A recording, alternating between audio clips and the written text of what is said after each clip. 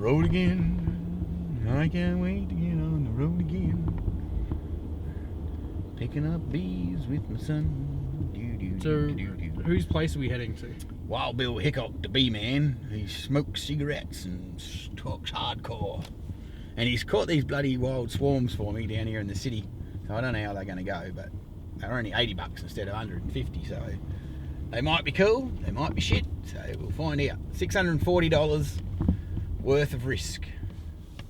That's a fucking lot of honey, isn't it? You can buy a lot of honey for $640, honestly. I mean, damn, how much honey would that be?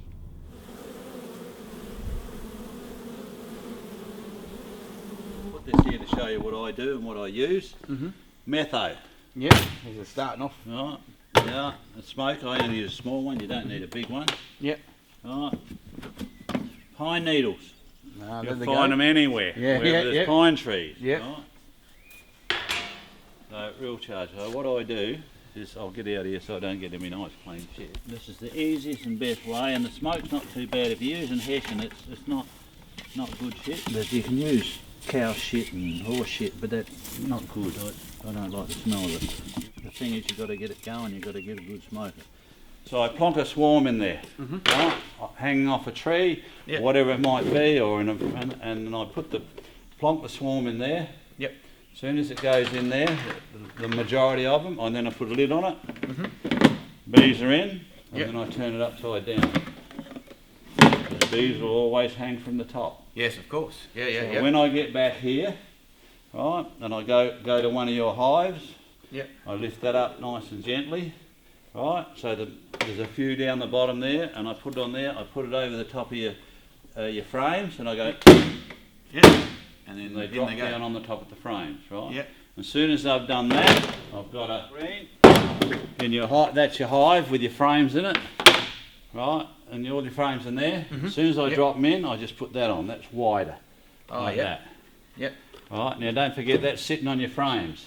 And the bees are under here like that. Because the pressure's on them, that'll then make them go down into the frames. So if they don't, I just go like that. And they don't like that annoying on there, and you'll go down, down, down, and down they'll go in there. Yeah, right. Yeah.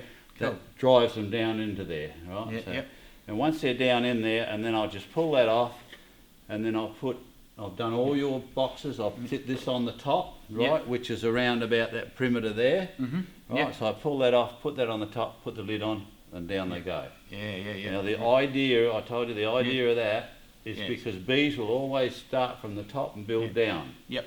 But because we got the frames there, we got the lid on, we got that much, And they've only got that much of it, that's right. They want to build in that You gap. tell me if you're right, and they won't build in that gap because there's that barrier there, and they'll build down the bottom. So I've got a swarm in another box, I want to charge that up, put some bees down, sprinkle them around near the door, and watch them. If they start fighting, that means you're going to have 1-to-1 kill ratio. Which isn't good. Not a good option. Then everybody's dead. So what I do in this case is, if you can imagine your box underneath there, I put that right over the top. No one does this, right? This is how I work it out. That's right over the top of your super. Right. Bees are underneath it. Right. The ones that are already in. The ones are already in, and then I put that there, and I go. And put it like that. So then the bees are on top. Now the bees down the bottom want to come up and kill the top, and the top want to go down and kill the bottom.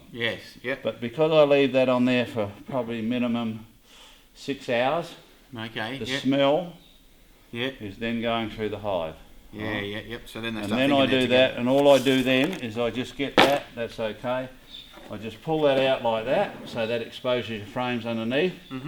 Right? Put a bang on the top because I want to go down, and then they'll go down in the frames. And when they're down in the frames, and then I put your little fly the on. little bit.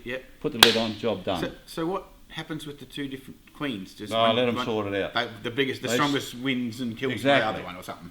Exactly. If you want to pluck a queen out, you pluck a queen out. There was a couple there I plucked a queen out because that swarm I first put in was that strong, which means it's got a good queen.